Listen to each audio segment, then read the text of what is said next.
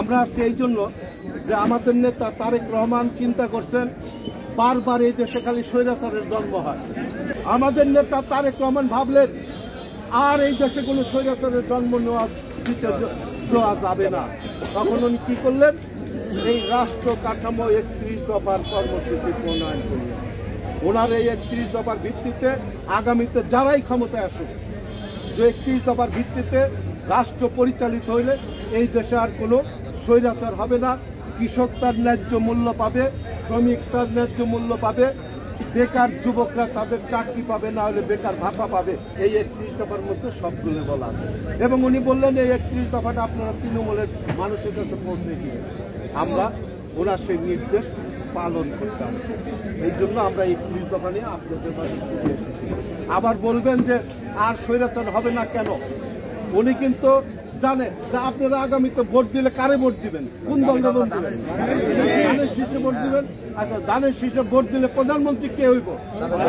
আর একটু জোরে কন্যা। উনি জানে আগামীতে এই বাংলাদেশের উনি প্রধানমন্ত্রী হবে।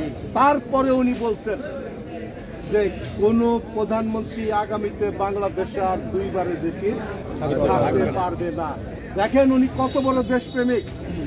এই বাংলাদেশ জন্মের পরে একজন দেশপ্রেমিক আমরা পেয়েছিলাম শহীদ প্রেসিডেন্ট জিয়াউর রহমান, আর দ্বিতীয় আর একজন শহীদ প্রেসিডেন্ট জিয়াউর রহমানের চাইতে আরো বড় দেশপ্রেমিক আমরা দেশপ্রেমিক নেতা পেলাম। কাকে? তারেক রহমানকে। কাজে আমাদের আহ্বান থাকবে এই তারেক রহমানের এই ৩১ দফা আপনারা নিবেন, এটা পড়বেন, অন্যকে জানাবেন, এবং যদি ভালো লাগে, যদি মনে করেন এই ৩১ দফার ভিত্তিতে দেশ চললে দেশ সুন্দর স্বাবলম্বী হয়ে গড়ে তুলবে, তাহলে আগামী নির্বাচনে ভোট কেন্দ্রে গিয়ে আপনারা তারেক রহমানকে ভোট দিবেন। ধানের শীষে ভোট দিয়ে জনাব তারেক রহমানকে এই দেশ পরিচালনার সুযোগ দিবেন। তারেক রহমানকে সুযোগ দিবেন তো? আমাদের নেতা বেগম জিয়া অসুস্থ, ওনার জন্য দোয়া করবেন, তারেক রহমানের জন্য দোয়া করবেন।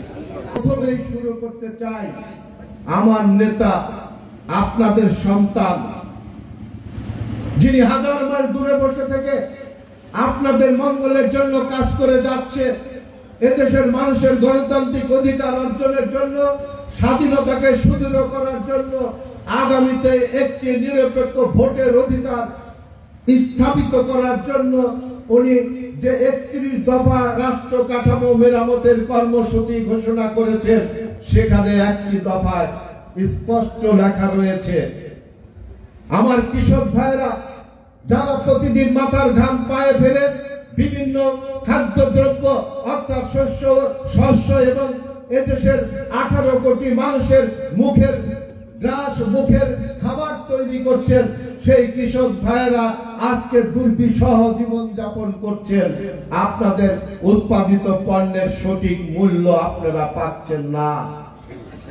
সে কারণে আমার নেতা বলেছে, আমার কৃষক ভাইয়েরা যে পণ্য, যে শস্য উৎপাদন করবে, আগামীতে বিএনপি যদি ক্ষমতায় আসে, বিএনপি বাংলাদেশের প্রতিটি কৃষকের ঘর থেকে ন্যায্য মূল্য দিয়ে সকল শস্য গ্রহণ করবে, বা আপনাদের সঠিক মূল্য দিয়ে এই শস্যগুলো গ্রহণ করবে, যাতে আমার বাংলাদেশের কৃষকরা আগামীতে স্বাবলম্বী হয়ে ওঠে।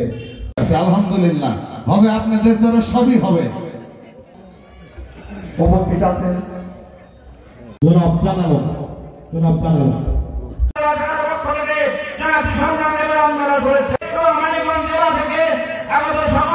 বাফার প্রদান করা হয়, তাহলে আপনাদের এই মালগুলো সংগঠন রাখবেন।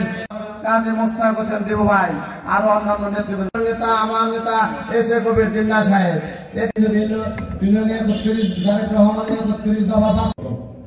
আমি পরিচয় করে দিচ্ছি চাঁদ মিয়া। ধানের শীষে ভোট দিয়ে তারেক রহমানকে এই বাংলাদেশ পরিচালনার সুযোগ দিবেন। আমাদের নেতা তারেক রহমান হাজার মাইল দূরে বসে রয়েছে, তাদের জন্য দোয়া করবেন, তারা যেন দ্রুত সুস্থ হয়ে আমাদের মাঝে ফিরে এসে এই বাংলাদেশের